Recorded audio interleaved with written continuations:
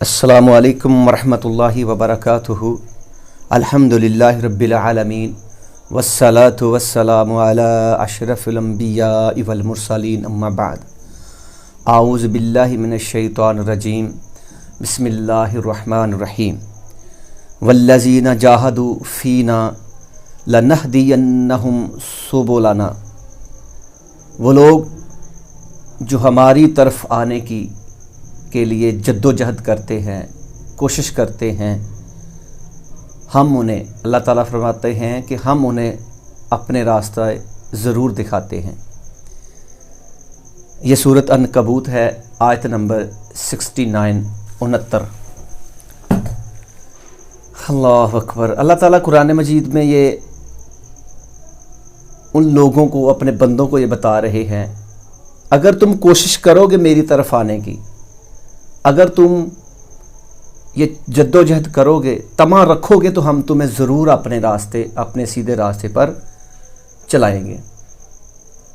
تو میرے عزیز بھائیوں اور میری اسلامی ماؤں اور بہنوں، ہمارا کچھ دنوں سے جو موضوعات جس موضوع پر بات ہو رہی تھی، وہ اسی حوالے سے تھی کہ قرآن مجید کو جس نے پڑھا، غیر مسلموں نے جد و جہد کی، کوشش کی، تڑپ دل میں لی، اللہ رب العزت نے ان کو اپنے نیک بندوں میں شامل کیا۔ یہ قرآن پاک عظیم کتاب ہے اور ہمیشہ عظیم رہے گی انشاءاللہ تعالی۔ یہ کتاب اللہ رب العزت نے پوری بنی انسان کے لیے ہدایت کے لیے بھیجی ہے۔ تو جو انسان، جو بندی اور بندہ کوشش کرے گا سیدھے راستے پر جانے کی، تو اللہ تعالیٰ اس کو ضرور اس کی رہنمائی کریں گے۔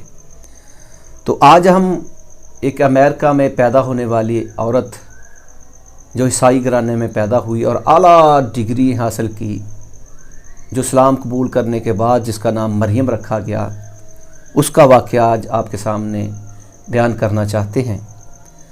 وہ مریم خود اپنے آپ پر جو بیتی تھی وہ بیان کرتی ہے کہ میں جب یونیورسٹی میں اعلیٰ ڈگری کے لیے گئی تو تعلیم کے دوران ہی میری ملاقات، میری سہیلیاں جو میری دوست بنی، وہ مسلم طالبات بھی تھی، ان کے ساتھ میرا بیٹھنا اٹھنا بھی تھا۔ تو یہ سلسلہ چلتا رہا۔ ایک دن میں اپنی ایک سہیلی کے گھر کچھ تحفے لے کر گئی، ان تحفوں کے ساتھ ایک مٹھائی کا ڈبہ بھی تھا۔ تو وہ کہتی ہے، وہ میری دوست نے مجھے میری ملاقات کی، مجھ سے ویلکم مجھے کیا، تو مٹھائی کو انہوں نے ہاتھ تک نہ لگایا۔ میرے پوچھنے کے بعد انہوں نے مجھے بتایا کہ میرا روزہ ہے، رمضان کا مہینہ چل رہا تھا۔ تو کہتی میں ان کو دیکھا اور میں نے ان کے گھر والوں کو دیکھا کہ اس سخت موسم میں انہوں نے روزہ رکھا ہوا ہے، کاروبار بھی کر رہے ہیں اور اپنی عبادات بھی وقت پہ کر رہے ہیں۔ تو ایک عجیب سی کیفیت اسی وقت میرے دل میں ایک عجیب سی کیفیت پیدا ہوئی کہ یہ کیسا اسلام ہے، یہ کیسا دین ہے، یہ کیسا مذہب ہے، ہمیں کیا بتلایا جاتا ہے، ہم کدھر چل رہے ہیں۔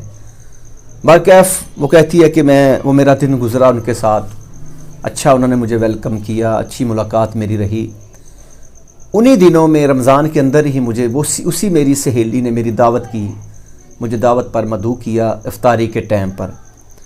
تو پہلے تو میں سوچنے لگی کہ میرا کون سا روزہ ہے، پھر میرے ایک دل میں ایک تڑپ محسوس ہوئی۔ یہ بات وہی قرآن پاک والی کہ وہ کہتی ہے کہ میرے دل میں ایک تمام محسوس ہوئی کہ میں ان کے گھر جاؤں گی، ان کے قریب ہوں گی، تو میں ان کے جو وقت گزر رہا ہے ان کا، میں ان کے مزاج و توار کو دیکھوں گی، مجھے اسلام سیکھنے کا شاید موقع مل جائے اسی وقت، یہ موقع ہے ایک۔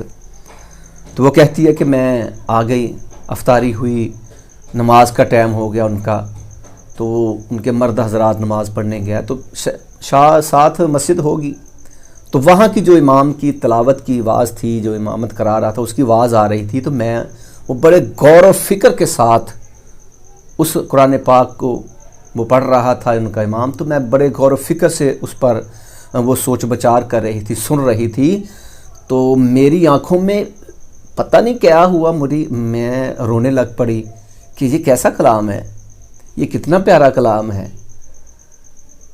حالانکہ عربی نہیں جانتی تھی، ترجمے کا پتہ نہیں تھا، لیکن ایک میرے دل میں ایک یہ کیفیت محسوس ہو رہی تھی، جیسے میرا اندر رو رہا ہے، میری آنکھیں برس رہی ہیں۔ تو کہتی ہے کہ میں نے اس کیفیت کا جب اپنی اس سہیلی سے بیان کیا تو انہوں نے مجھے بتایا کہ یہ سورۃ الرحمن 27واں پارہ ہے، یہ سورۃ الرحمن ہمارے جو امام صاحب تلاوت کر رہے تھے۔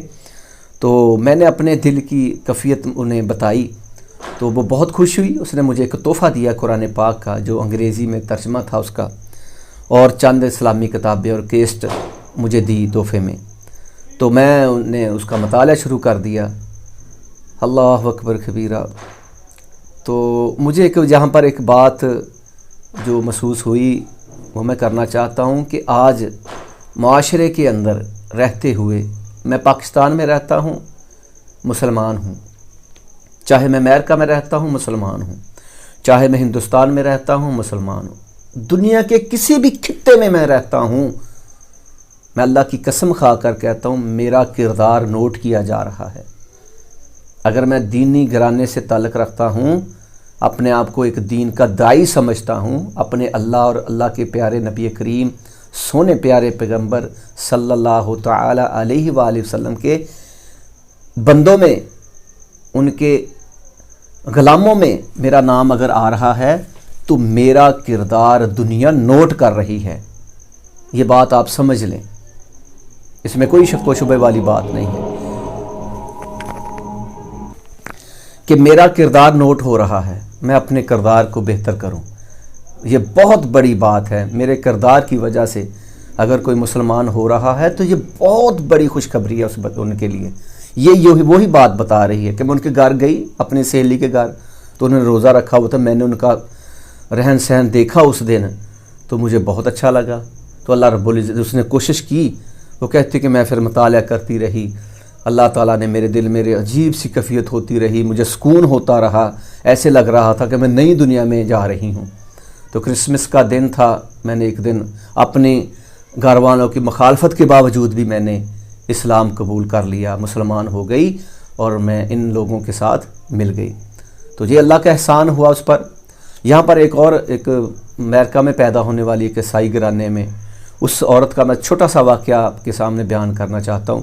وہ کہتی ہے کہ جب میں نے اسلام قبول کیا نا تو قرآن پاک ہی پڑھا تھا میں نے بھی، تو جس نے میں نے اسلام قبول کیا، میرا دل چاہتا تھا کہ میں دنیا کے سب سے اونچے پہاڑ پر چڑھ جاؤں اور چیخ چیخ کر ان لوگوں کو بتاؤں جو اس قرآن پاک سے دور ہیں، اسلام کو نہیں سمجھتے، میں چیخ چیخ کر ان لوگوں تک میری آواز پہنچے کہ یہ قرآن پاک وہ عظیم کتاب ہے جس کے اندر میرے سوالات، جتنے میرے سوالات تھے ان کے جوابات اس قرآن میں موجود ہیں۔